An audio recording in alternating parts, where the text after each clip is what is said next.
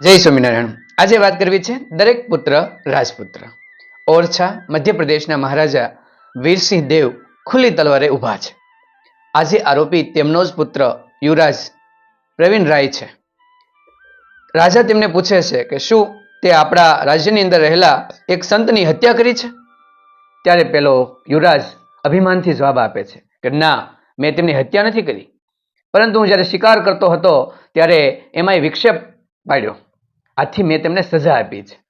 આવો અભિમાનથી જવાબ આપે છે. ત્યાં રહેલા તમામ મંત્રીઓ અને પ્રધાન મહારાજને કહે છે કે આ તો રાજપુત્ર છે, યુવરાજ છે, આને તમે કઠોર સજા ન આપો.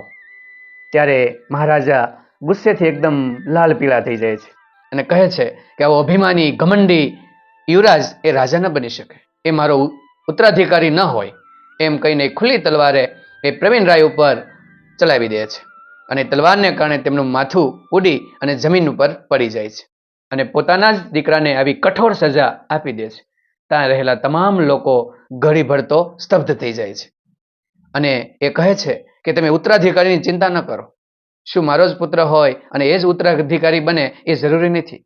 આપણા રાજ્યની અંદર રહેલા તમામ યુવાનો, તમામ પુત્ર એ રાજપુત્ર બનવા લાયક છે.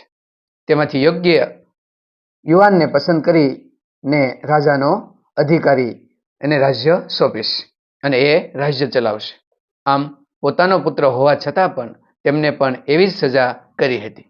વંદન છે મહારાજને કે જેમણે બધા માટે સમાન નિયમ લાગુ પાડ્યો હતો અને સમાજની અંદર એક આદર્શ ઉદાહરણ પૂરું પાડ્યું હતું.